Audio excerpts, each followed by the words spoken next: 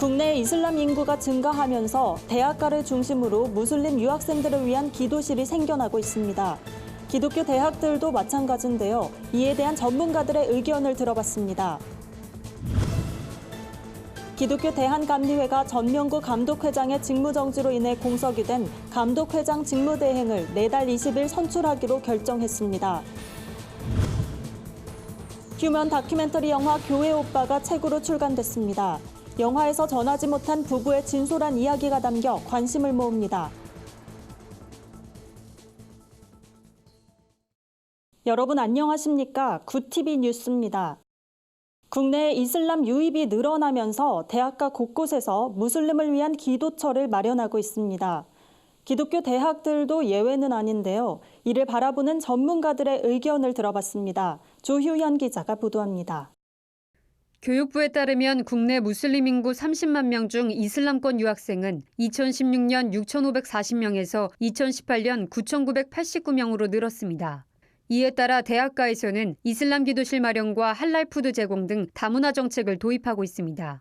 기독교 대학도 변화에 맞춰 타종교를 수용하며 그들을 위한 시설을 제공하고 있습니다. 세종대학교 기숙사 내의 이슬람 기도실에는 남녀를 구분하는 파티션과 코란 낭독을 위한 앰프가 설치돼 있습니다. 이화여대는 유학생들 유입이 많아지면서 모든 종교가 함께 기도할 수 있는 다문화 명상실을 마련했습니다. 기도실 한쪽에는 할랄 푸드나 해외 음식들을 조리해 먹을 수 있는 시설이 있으며 무슬림을 위한 화장실 칸을 따로 만들었습니다. 학교 관계자는 다양한 문화권의 유학생들이 많아지면서 모든 종교를 포용하기 위해 이런 공간을 만들게 됐다고 설명했습니다. 기독교 대학에 무슬림을 위한 공간이 생겨나는 것에 대해 선교 전문가들 사이에선 우려의 목소리도 제기됩니다. 한국에서 이슬람으로 개종한 사람들의 73%가 교회 다니던 기독교인들이란 말이에요. 기독교 대학조차 나서서 오히려 이슬람의 확장을 복돋아주는 일을 한다고 하는 것은 대단히 위험한 일이라고밖에 볼 수 없는 거죠. 반면 무조건 반대하기보다 지혜로운 접근이 필요하다는 의견도 있습니다.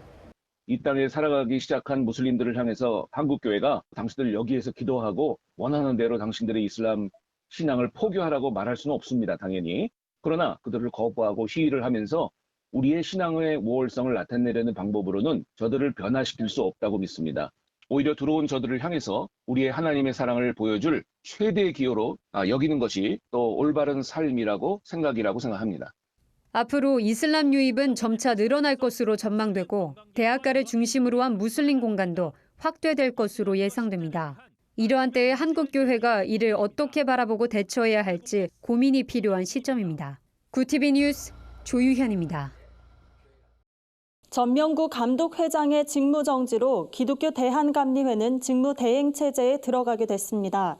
전 감독회장이 지난해 10월 금품 수수 혐의로 직무정지된 지 6개월 만에 복귀한 점을 감안하면 재기는 불가능할 것으로 보이는데요. 감리회 측은 내달 20일 직무대행을 선출하기로 결정했습니다. 기독교 대한감리회에 따르면 감독회장 직무대행 선출을 위한 총회 실행부 위원회가 오는 8월 9일과 20일 2회에 걸쳐 열릴 예정입니다. 9일엔 후보군을 정하고 20일 최종 선출합니다. 최근 열린 긴급 감독 간담회에선 직무대행 후보는 장정에 따라 감독을 역임한 사람 중에서 정하되 임기를 마칠 수 있는 사람이어야 한다는 방침을 정했습니다. 또한 감독들은 직무대행 후보자들의 자격을 검증하는 과정을 거치기로 했습니다. 직무대행 후보 자격을 지방경계법 위반 여부와 교회 재산의 유지재단 편입 여부, 범죄 경력 등을 검증해서 하자가 없어야 한다는 게 원칙입니다. 휴먼 다큐멘터리 영화 교회 오빠가 책으로 출간됐습니다. KBS 다큐멘터리 암 교회 오빠를 스크린으로 옮긴 영화는 10만 관객을 돌파하며 관객들의 사랑을 받았는데요. 책에는 영화에서 전하지 못한 이관희 오은주 집사 부부의 진솔한 이야기가 담겼습니다. 저자인 아내 오은주 집사는 첫사랑인 남편 이관희 집사와의 연애 스토리부터 투병 생활과 고난 속에서의 간증을 담담하게 풀어냈습니다. 특히 이관희 집사의 대장암 4기 판정을 듣게 되고 잇따라 오은주 집사가 혈액암 4기를 판정받았을 때의 심정과 남편과 헤어지는 과정이 생생하게 담겼습니다.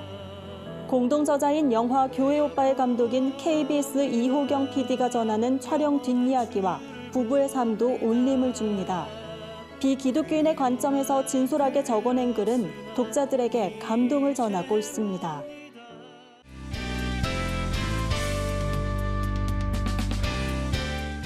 세상 속 크리스천들의 다양한 이야기를 만나보는 네포난의 교회입니다. 첫 번째 소식입니다.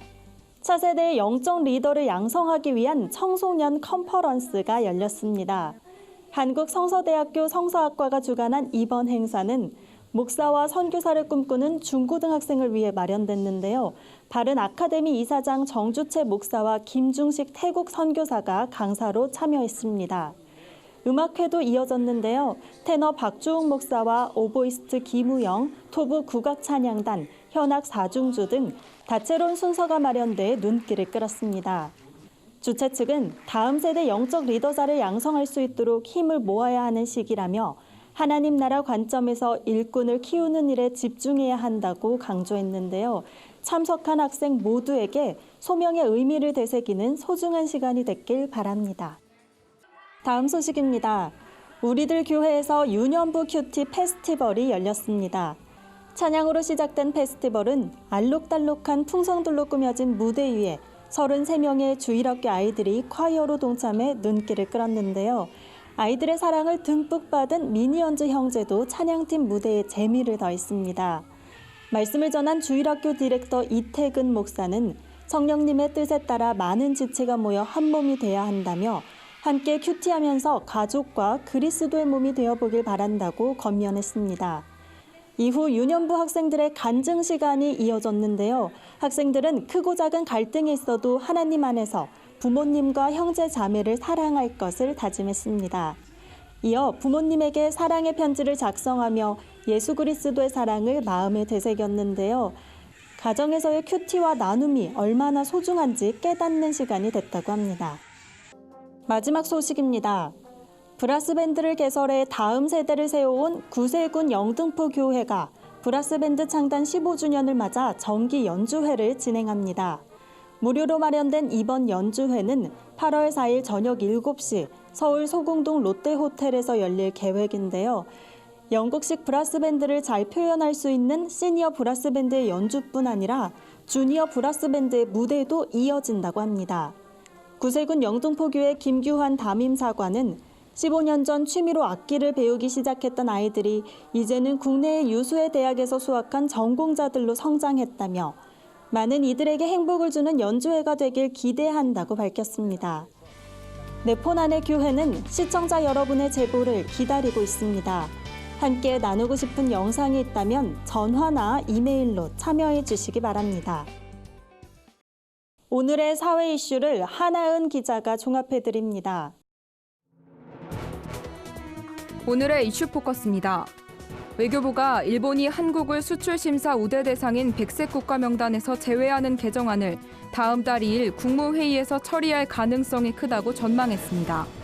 백색 국가 명단, 즉 화이트리스트에서 제외되면 일본은 한국에 타격을 줄 수 있는 품목을 중심으로 대한국 수출 절차를 대폭 강화할 수 있습니다.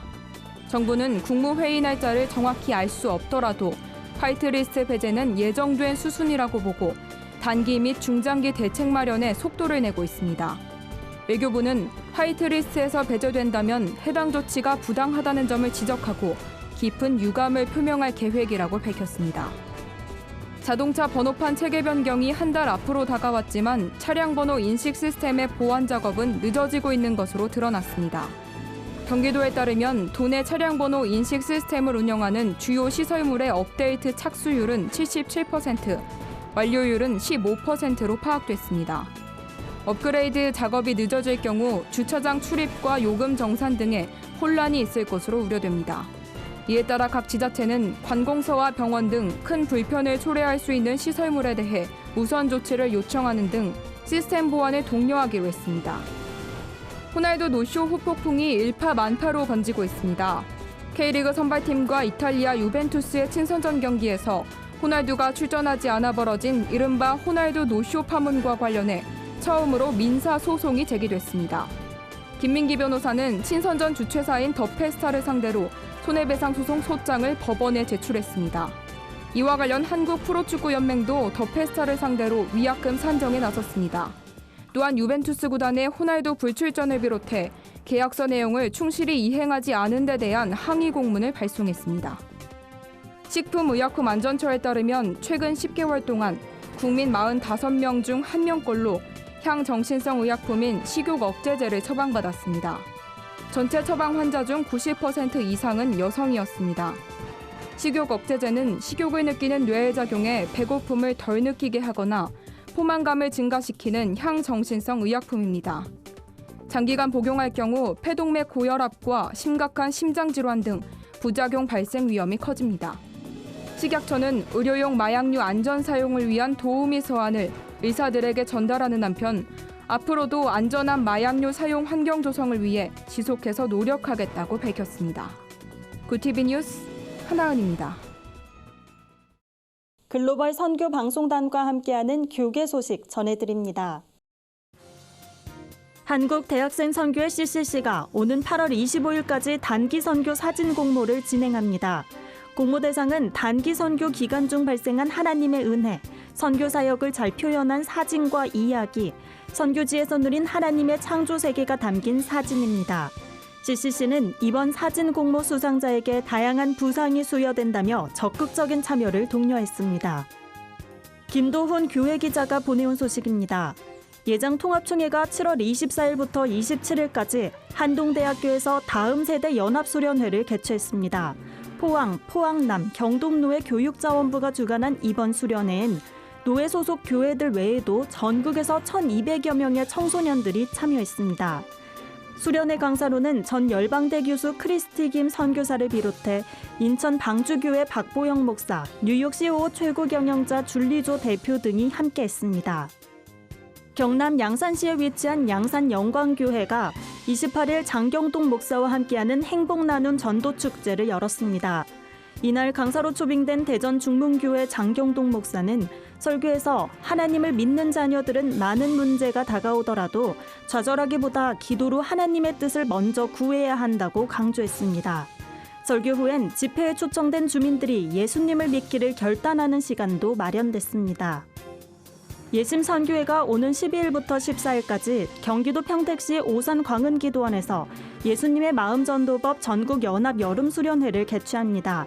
예수님의 마음전도법은 예심선교회 대표 김기남 목사가 터득한 전도법입니다. 이번 수련회에선 소그룹 전도 시스템, 목회 컨설팅 등 다양한 프로그램이 진행될 예정입니다.